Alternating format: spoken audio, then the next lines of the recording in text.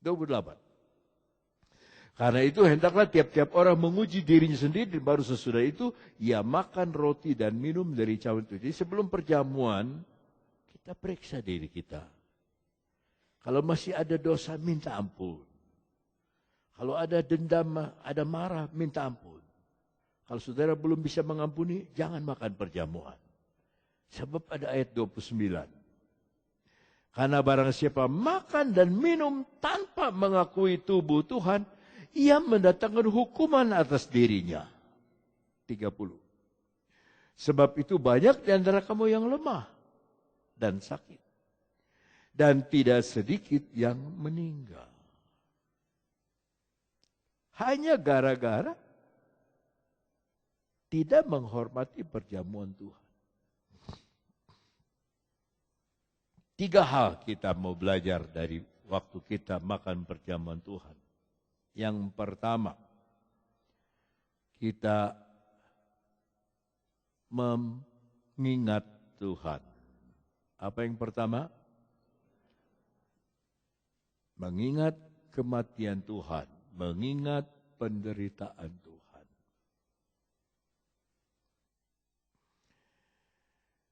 Mengingat kebaikan Tuhan, mengingat pengorbanan Tuhan.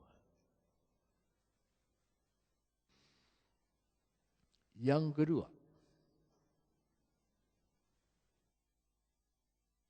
kita berterima kasih ketika kita pegang roti dan anggur.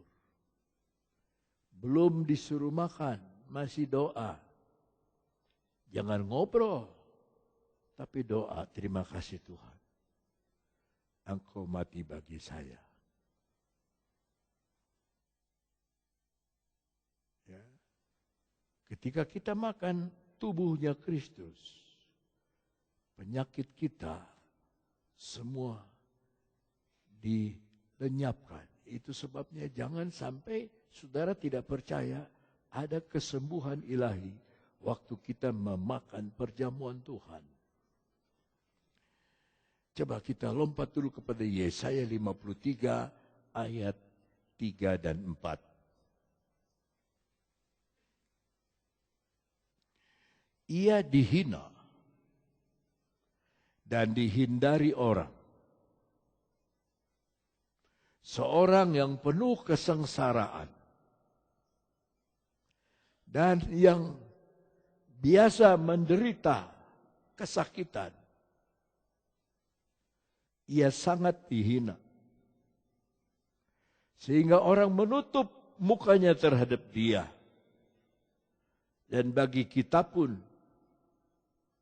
dia tidak masuk hitungan. Artinya dalam satu hari, kita tidak pernah memperhitungkan Tuhan. Kita sibuk dengan dagang, dengan hidup sehari-hari. Makan, minum, dagang. Tidak mengingat sedikit pun hitungan Tuhan itu. Ayat yang keempat. Tetapi sesungguhnya penyakit kita lah. Haleluya. Penyakit kita lah yang ditanggungnya. Dan saya tidak mau lepas dari ayat ini. Bahwa sakit saya sudah disembuhkan oleh Tuhan. Oleh karena ayat ini. Tetapi sesungguhnya penyakit kita lah yang ditanggungnya. Dan kesengsaraan kita yang dipikulnya. Padahal kita mengira dia kena tulah, dipukul dan ditindas Allah. Murid Yesus itu macam-macam. Yang paling akhir Paulus. Yang paling pertama Petrus. Tapi Petrus menulis ini. 1 Petrus 2 ayat 24. 1 Petrus 2 ayat 24. Dia berkata begini. Ia sendiri telah memikul dosa kita di dalam tubuhnya. Nah, kita makan tubuh Tuhan nanti. Di kayu salib supaya kita yang telah mati terhadap dosa, hidup untuk kebenaran sama-sama oleh bilur-bilurnya kamu telah sembuh. Saudara sudah disembuhkan 2000 tahun yang lalu. Ini kebenaran dari firman Allah yang harus kita terima. Nah, ini membawa kita kepada hal yang ketiga. Kita akan menjadi rendah hati. Tahu siapa kita. Tahu keterbatasan kita. Tahu kita ini tidak bisa apa-apa.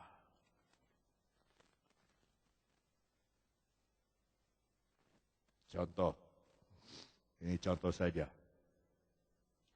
Yang mengangkat saya jadi ketua satu majelis pusat adalah ketua umum.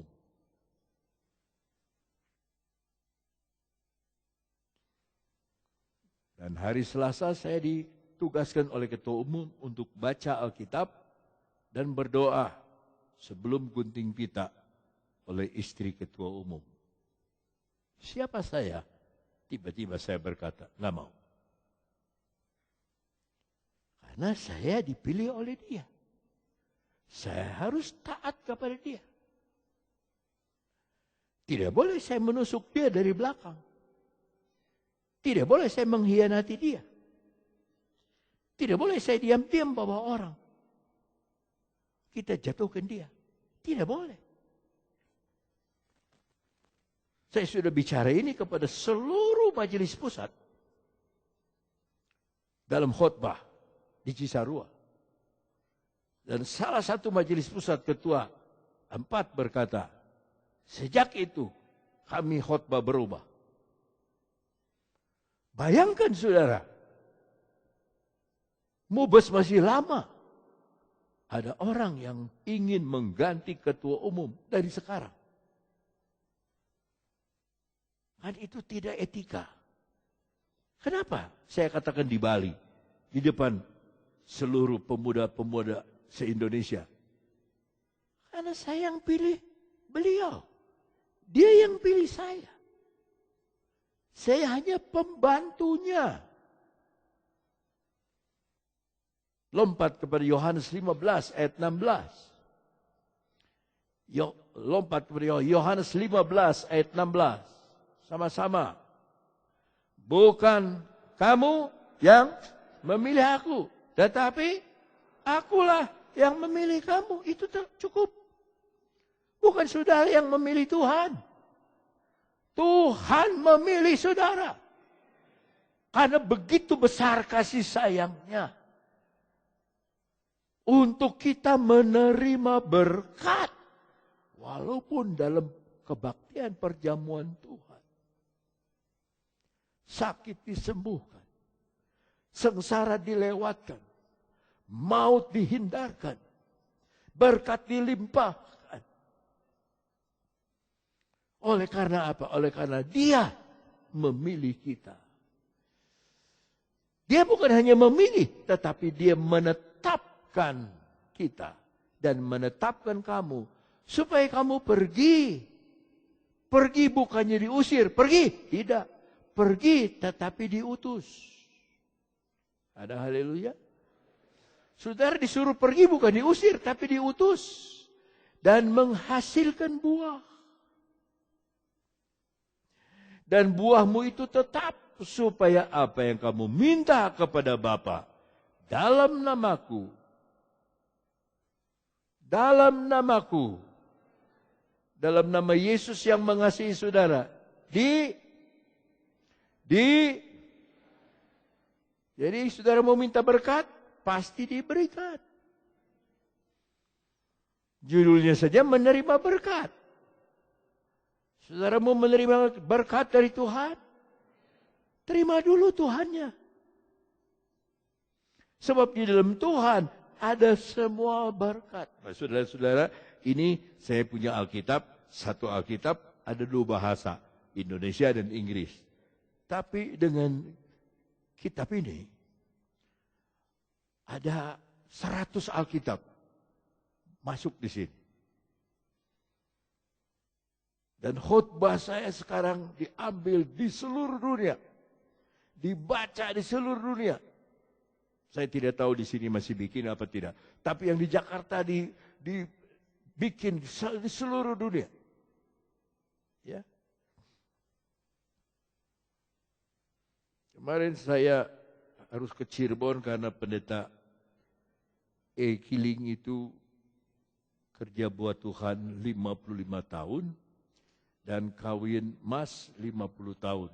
Dan minta saya untuk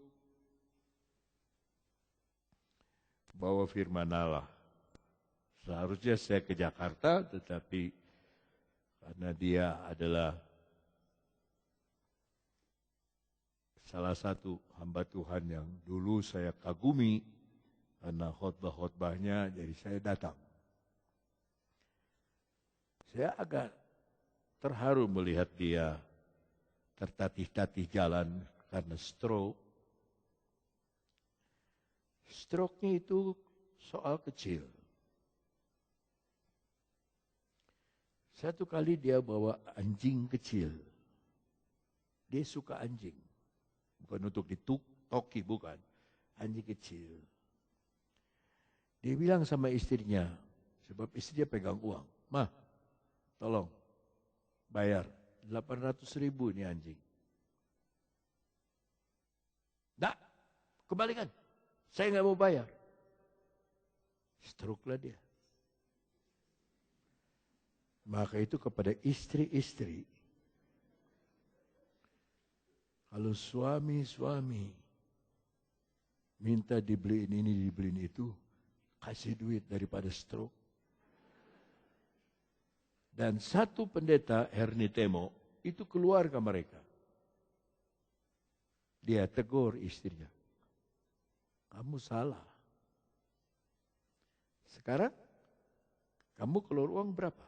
Sudah lebih dari 800.000 toh? Pergi dokter sana, dokter, pergi dipijit sana, strum sana, strum sini."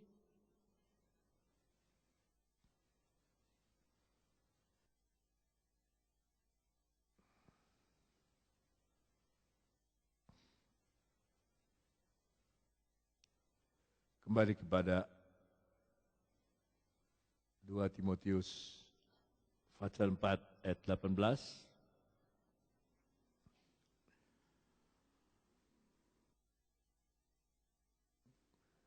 "Dan Tuhan akan melepaskan aku dari setiap usaha yang jahat." Kata melepaskan ruomai tadi. "Sehingga aku masuk ke dalam kerajaannya di sorga." Sorga adalah epaoranios, sudahlah. Yang artinya di atas langit. Ya, ada Uranus, ada stratosfer, tapi dia lebih lagi.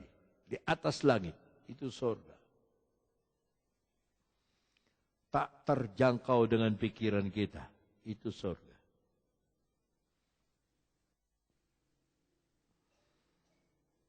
Ketika saudara merendahkan diri dan berdoa, itu sorga. Ketika saudara saat teduh membaca firman, itu sorga.